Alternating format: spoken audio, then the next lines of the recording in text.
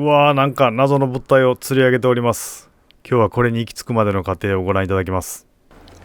はい、前回ここからシリンダー内をスネークカメラで撮影しまして、バルブの損傷具合を見たんですけど、で圧縮測って大丈夫かどうか見ようとか思ってたんですけど、なんかいろいろ調べてるうちに、もうここまでバラしたんだったらもうヘッド外しちゃおうかなと思って、あともうちょいみたいなんで、ピンマニ系はこっから後ろ外して、でデスビを取っちゃって、もちろんタイミングベルト抜いて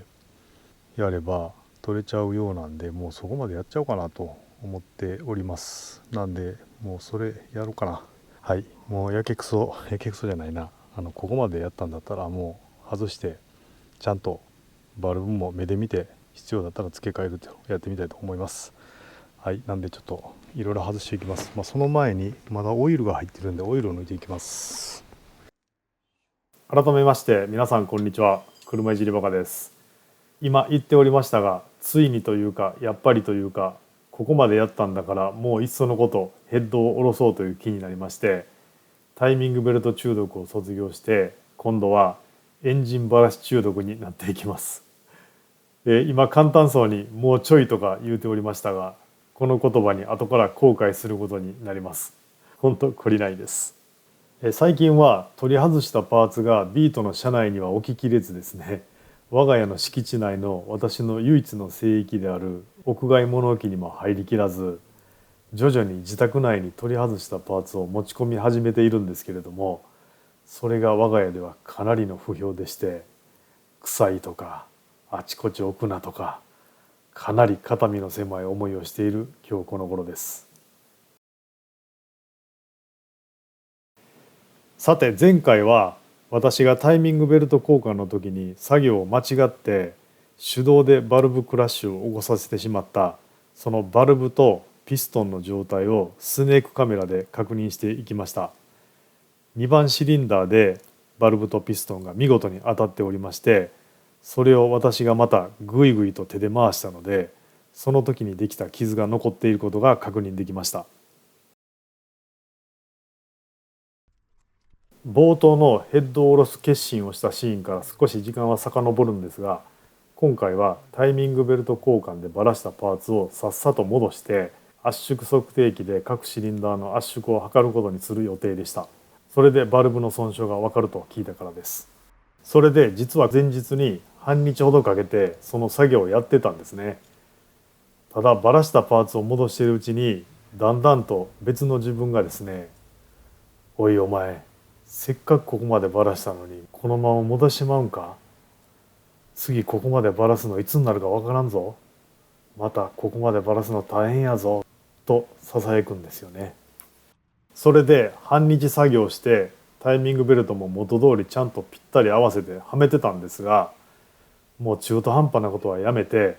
問題ありそうなところもちゃんと目で見て確認してしまおうと、後々悔いのないようにやろうと思い立ちまして、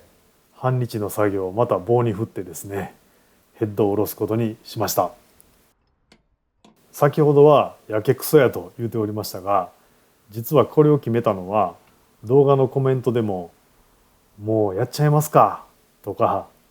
ツール買い込んでオーバーホールっすかとかですね言われて、そういうのもありかなと思っていたところに、また悪友の K さんがいろいろと助言をくれた上にですね、行きつけのホンダカーズ日吉の整備士さんにも相談してくれたりして、その整備士さんからですね、ご自分でやられるにせよ、ご依頼いただくにせよ、困ったら連絡くださいなんて言われちゃったんで、すっかり調子に乗ってやり始めたというのが実のところです。なので素人の私が DIY でこれからやることは、泳げない金槌の人が体に浮き輪をいっぱいつけてなんとか25メートル泳ぐというようなことになります。この例え分かりますかね。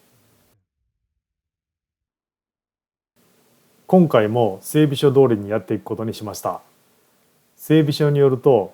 まずはハーネスを切り離しせよということでしたので、そこから始めています。この整備書なんですが、ヘッドの取り外しって実は5ページぐらいしかなくてですね、読んだらめっちゃ簡単そうなんですよね。あ、そういや私タイミングベルトの取り外しの時も同じようなこと言ってましたね。あれ読むとなんだ簡単そうやと思ってしまうんですよね。そして毎回ドハマりするんですよね。全然学習能力がないです。ハーネスはおそらく10年とか、もしかしたら1回も外してないとか、そのレベルで硬かったです。これだけで外すのに30分以上格闘しました。いきなり体力を奪われました。で、今回からは外したコネクターやパイプ類にマジックでマークをつけていきました。もう私の記憶力と脳みそのキャパでは覚えきれないことが確実になったからです。次にこの先燃料系のホースをいくつか外していくので、燃料タンクの粘圧を抜いていくという作業に入ります。ビートは今ボルトを外しているカバーの下に燃料タンクがありまして、粘圧を抜くだけだったら映像で見えている黒いカバーを外せば燃料ポンプにアクセスできるんですが、私はこのカバーも外すことにしました。というのも、実は私のビート燃料が残り6リッターぐらいになると、左カーブを曲がった後にガス欠状態になるという症状を抱えておりまして、燃料タンクまたは燃料ポンプがダメだという疑惑がありましたので、これもこの際確認してみようと思ったからです。はい、パネルが外れてもうすぐ燃料タンクがあらわになります。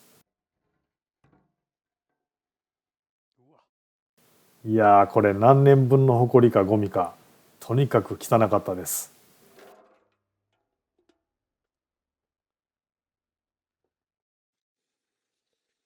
で、次にタンクの中も覗いてやろうと思いまして、軽く掃除をした後、燃料ポンプを抜いてみることにしました。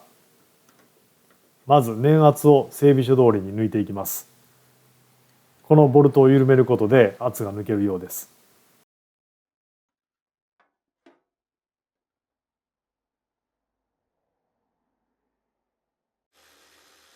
で、その後ボルトを外してポンプを引っ張り出してみます。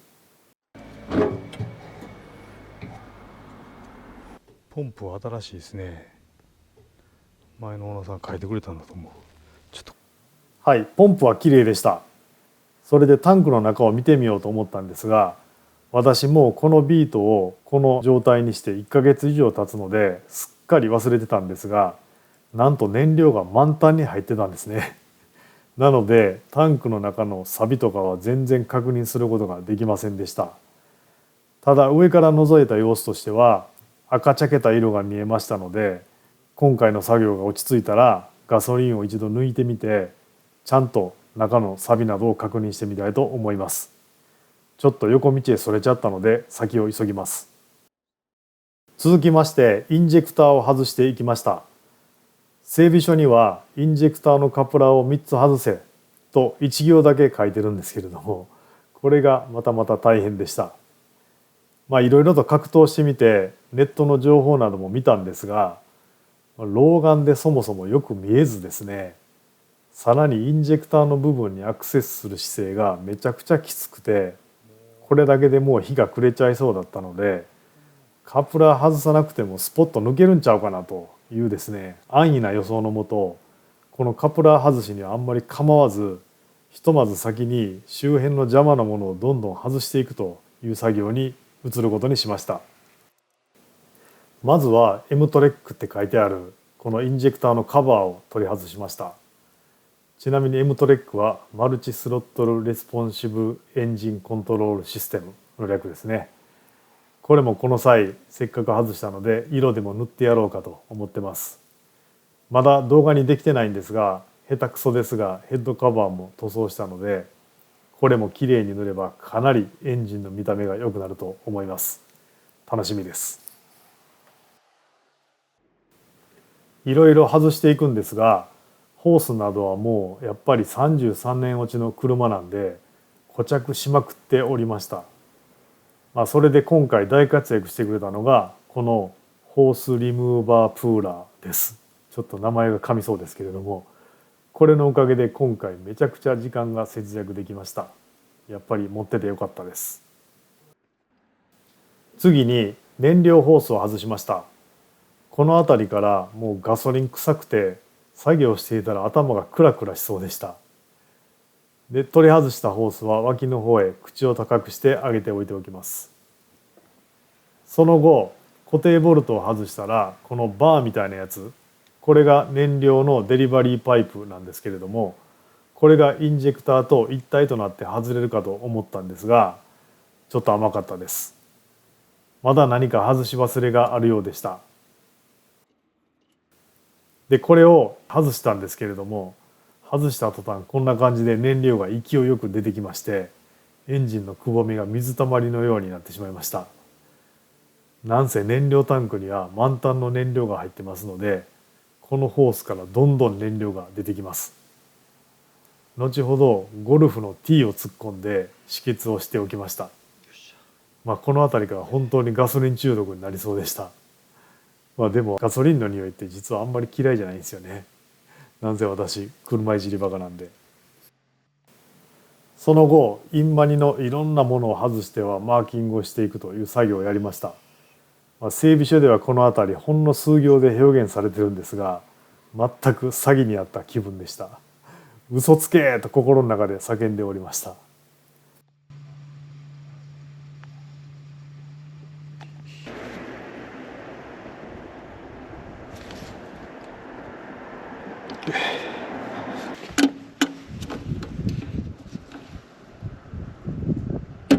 ここうまいことプライヤーとホースリムーバープーラーで外してますね。なんかこういうふうにうまく自分の工夫で外せたりすると自己満足でめちゃくちゃにんまりです。ちょっと自慢しておきます。そして今度こそ燃料パイプとインジェクターを外しました。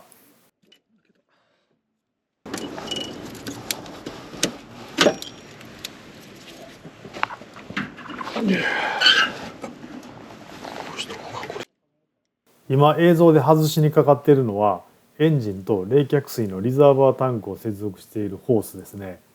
これ太くてめちゃくちゃ固着して外しにくかったんですが、こんな風に内張り剥がしとホースリムーバープーラーでうまく外しました。これもまたやったーって感じですね。気持ちよかったです。これすごいわ。これすごい。もうこれなかったら一生かかる。なよし、もうこれで外れんちゃう。甘いですね。まだまだ先は長いです。ディストリビューター外さな。いや、もう今日はここまでにしとこう。これ以上やると失敗するから、今日はもうこのままにしておきます。今言ってますように、もうこの日は5時間ぐらいやったので、またちょんぼをしてしまったり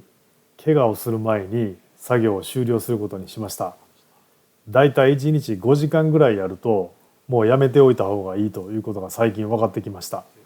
5時間を超えてくると集中力が欠如して手動バルブクラッシュみたいなことをやっちゃいます。よし、デイ2いきます。はい、翌日です。まずこの日の最初の作業はデスビを外しにかかりました。プラグコードをデスビから抜きまして、どんどんいろんなものを外していきます。さて私は本当に元に戻せるんでしょうか。この編集をするのに後から動画を見てめちゃくちゃ不安になっているのは私だけでしょうか。デスビはボルト3本で固定されているのでそれを外していくんですが、これが全く見えないところにあり、そのうち1本は本当にブラインドスポットというか鏡を差し込んで見ても見えないようなところにあり、上からやったり下からやったりと大変時間を取られました。これこそ戻す時本当に締められるかどうかという感じです。退治しましたよ。そしてデスビを外すのにちょうど邪魔になるコネクタをこんな風にうまいこと外しまして、ついにデスビを取り外します。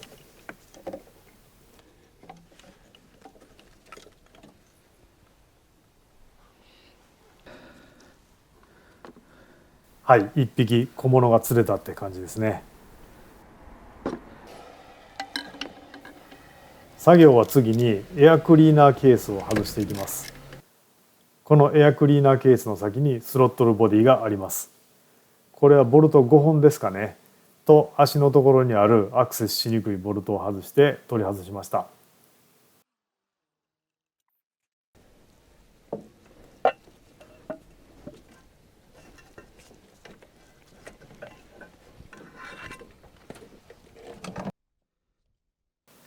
続いてスロットルボディをやっつけます。ハンマーで少し叩いて、その後発見したホースを2本外しまして、これ次から次へと外さないといけないやつが湧いてくるんですけど、ようやく取り外しができました。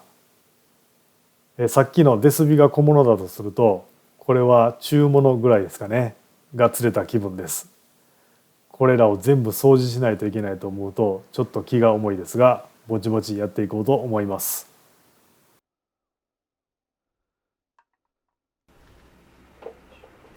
さてここまで来ると残るはタイミングベルトを外します。ここはもはやもうすでに 3,4 回やってるので要領は得たもんです。映像も同じようなものばかりになるのでここは割愛でいきます。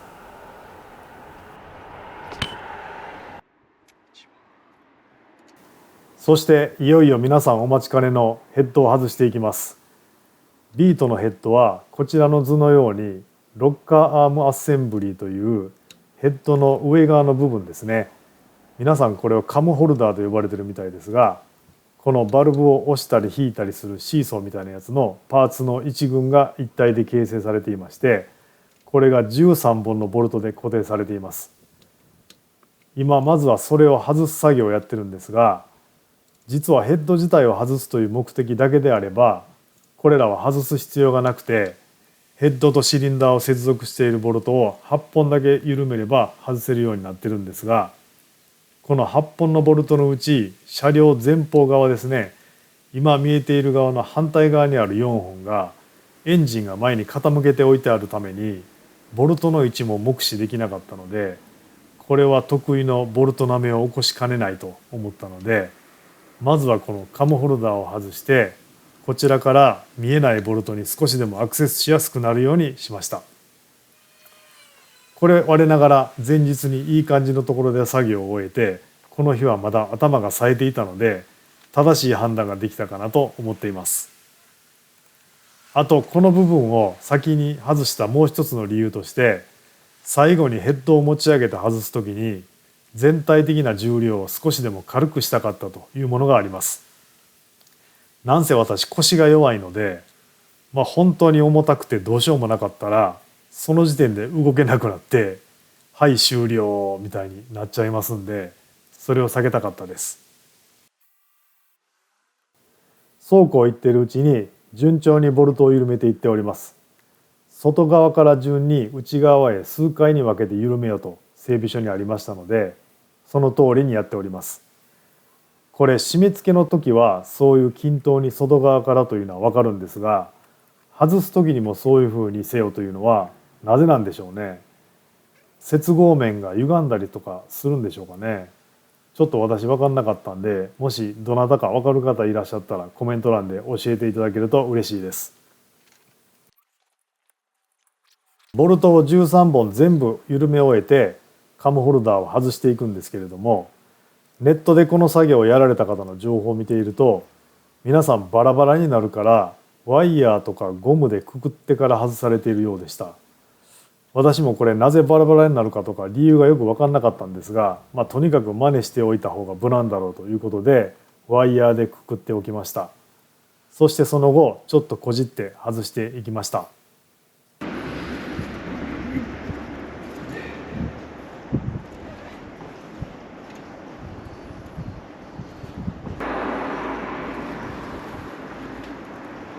よいしょ。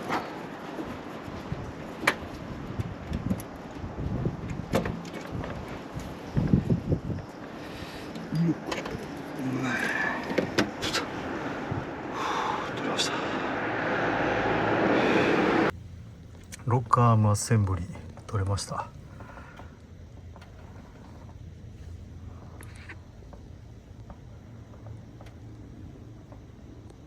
オイルシール変えようか変えないかとか言ってたけども、ここまでやったら全部変えよう。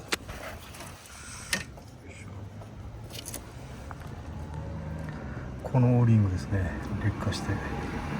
漏れてるの。やっぱ2番が2番と3番漏れてたけど、3番漏れがひどかったけど、やっぱこれじゃダメですね、やっぱりね。2番もこんなの、1番は漏れてなかったけど、やっぱり漏れてないのは綺麗ですね。よし。はい、ようやくカムホルダーが取れました。これは中の台ぐらいのものを釣り上げた感じですかね。あと一息です。次にさっき言いました8本のボルトを外して腰上と腰下を分離していきます。ただこのボルトやっぱりというか当然というかかなり手強くて、この短いラチェットでは緩めることができませんでした。それで持ち出してきたのが私がいつも頼りにしているこのロングラチェットブレーカーバーです。45センチありますので力入ります。ちょっとマイクの調子が悪くて音が取れてなかったんですが、どのボルトも外す時にはキュッっていう音がしました。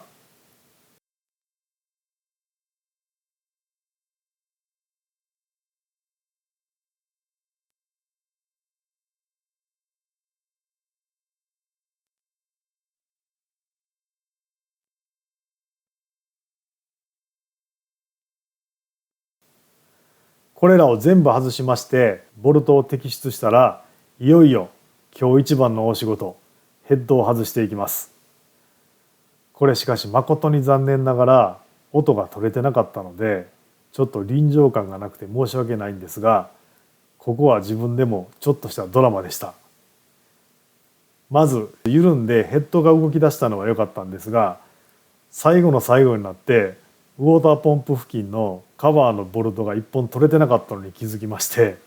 途中で慌ててワイヤーでヘッドを吊るして保険をかけておいて、下に潜ってそのボルトを抜きました。そしていよいよヘッドを外します。上に引っ張り出して持ち上げるしかなかったので、ご覧のように脚立の一番上に乗って車体のフレームに足をかけて、その状態で引っこ抜きました。ここも音がないので BGM 付きでご覧ください。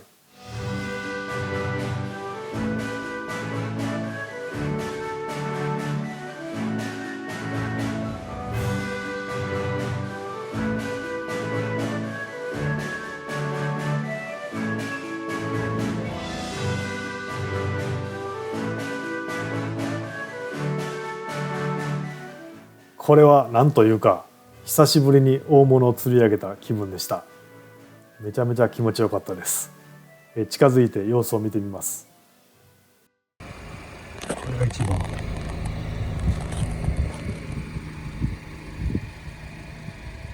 シリンダーですね。これが2番、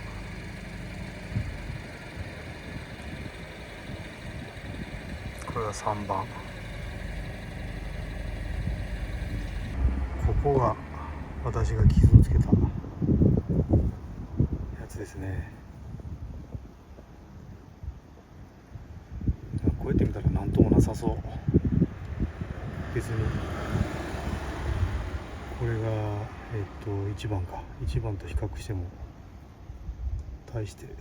差がなさそうです。やっぱ傷はいってますね、ここにね。3番の油ベタベタの方がよっぽど気になるな。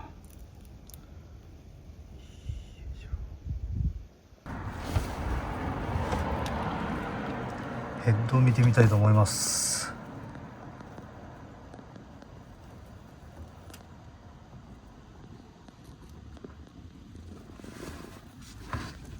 これがオイルが溜まってたとかね。こういう風に溜まってたんか。なるほど。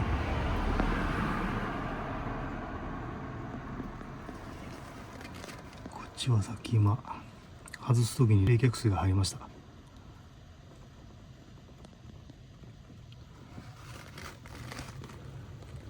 これは一番上視点だから一番上にあると。